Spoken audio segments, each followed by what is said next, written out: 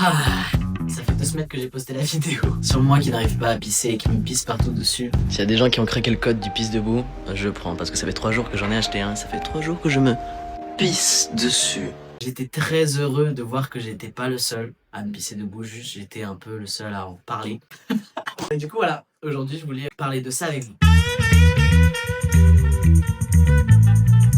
Le pisse debout, c'est quoi? C'est un appareil qui permet aux personnes ne pouvant pas pisser debout de base à le faire. Ça peut ressembler à un petit entonnoir adapté à la vulve du coup, ou ça peut aussi ressembler à un pénis en silicone qui reproduit pareil cet effet entonnoir pour pouvoir pisser debout.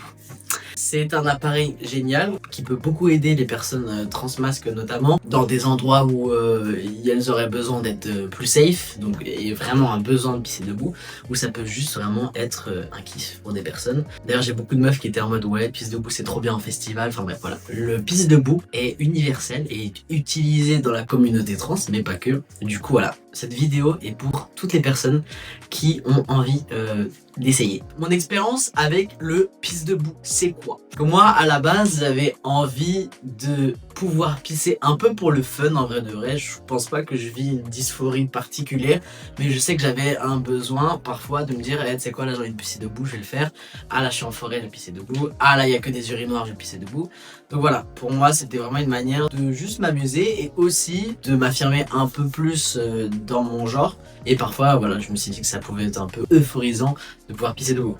Les conseils que je vais donner, je pense qu'ils vont vraiment varier quand même en fonction de l'appareil que vous avez et du pisse debout que vous avez. Maintenant, je pense que je vais essayer d'en parler de manière assez universelle pour que ça parle aux gens, peu importe quel pisse debout vous avez.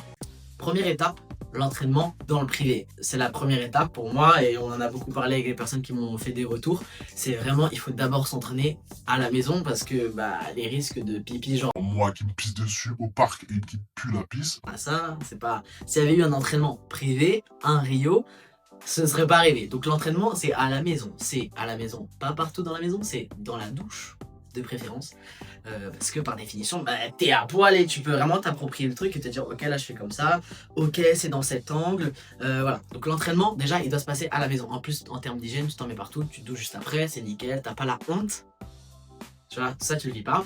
Donc voilà, tu fais ça chez toi tranquille. Deuxièmement, connaître son corps. Donc l'appareil en réalité on peut l'adapter, vous voyez où vous le placez. Le vrai truc c'est de situer son urètre. Alors guys, je sais pas vous, mais moi je ne savais pas où était mon urètre. Je sais sur un schéma. Mais mon schéma, mon petit schéma secret.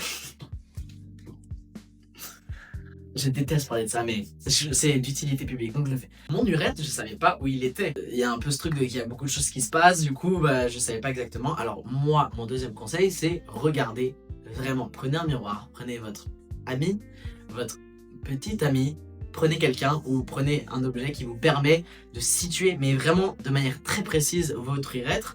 Parce que, en fait, sur le schéma, il dit souvent que c'est un peu en dessous du clit, mais en réalité, des fois, c'est beaucoup plus bas, des fois...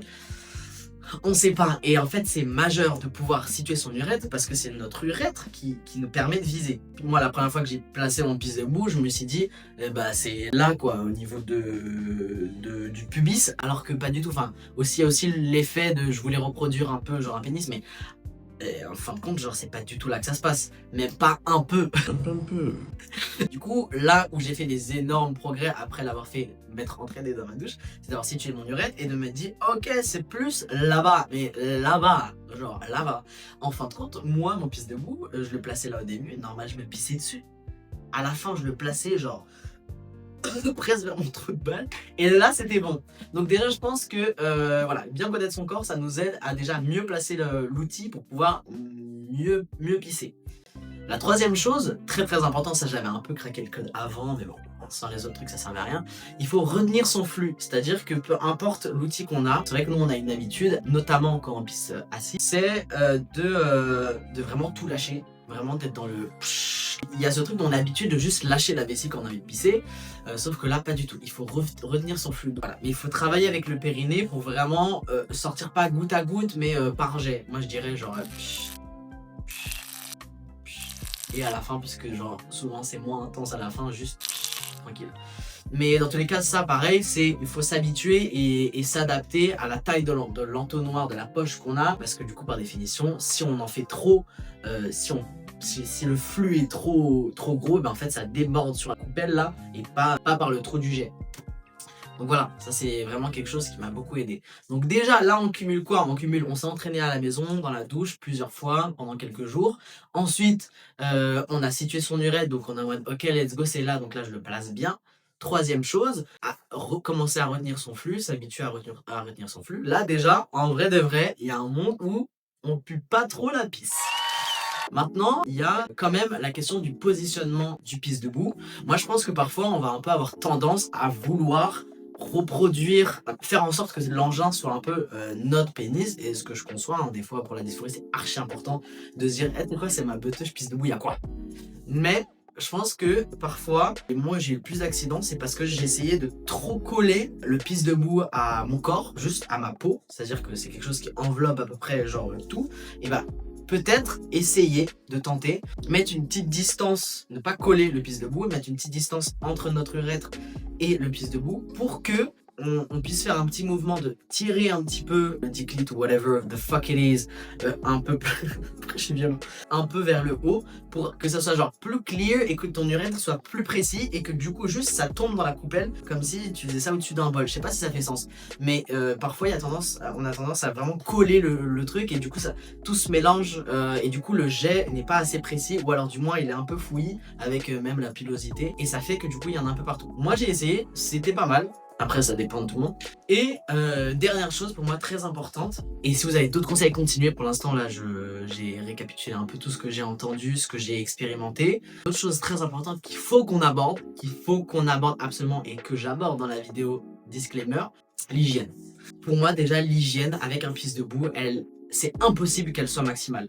On reste sur un outil qui permet, de régler des vrais problèmes de dysphorie pour beaucoup de personnes, des vrais problèmes de safety, pour sûr. Mais en réalité, je trouve qu'en termes d'hygiène, il faudra toujours accepter qu'on n'est pas au max. Parce que, par définition, si c'est pour une question de safety, moi si je pisse dans un urinoir, je vais pas laver, enfin on dit toujours qu'il faut laver le pisse debout juste après, moi je vais pas laver, en fait je vais pas laver ma bite, non je vais pas le faire, je vais pas le faire.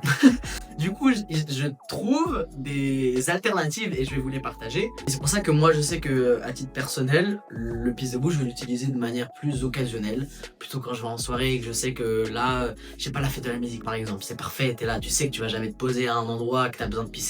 Je sais que ça je l'utiliserai. Je sais pas, je pars en voyage, j'ai besoin d'être safe quelque part.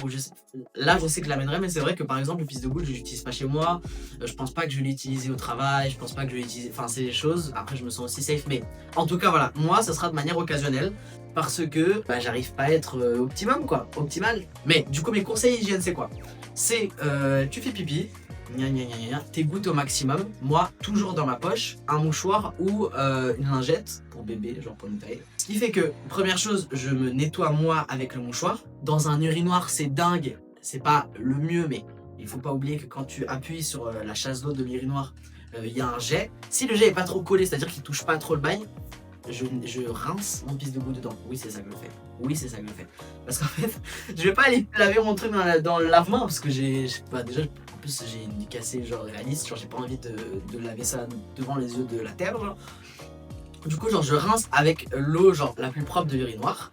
Et avec ma lingette, une fois m'être essuyé moi, parce que comme c'est le plus important, moi, j'essuie et je sèche au maximum la digue et après je remets. Et en principe, là, il y a eu un rinçage, j'ai pu m'essuyer et en plus de ça, j'ai pu un peu sécher avec le reste du papier. Et après, je jette le papier. Et je me lave les mains, mon dieu, je me lave les mains. Mais c'est vraiment le maximum que j'ai pu faire pour l'instant. Si vous avez d'autres astuces hygiène, let's go, parce que je pense qu'on est un peu perdu sur ça. Mais voilà, pour l'instant, je me pisse beaucoup moins dessus et je suis très content. Donc j'espère que ça vous aide. Si vous avez d'autres conseils, continuez et que ça soit qu'on en parle en commentaire plutôt. Je pense que c'est important qu'on ait un endroit où juste on discute de ça. Merci aux personnes qui m'ont envoyé des petits conseils et tout, c'est super sympa. Surtout les personnes qui m'ont dit que c'était leurs parents qui leur avaient acheté pour que ce soit plus simple à des moments. Genre franchement c'est trop top. Et encore une fois, pas que des personnes trans. Du coup voilà, c'est un sujet d'utilité publique. Parlons-en. Parlons de nos zizi. Je voulais faire un format un peu plus posé quand même pour en discuter sans être en mode et j'espère que vous avez kiffé. Bisous.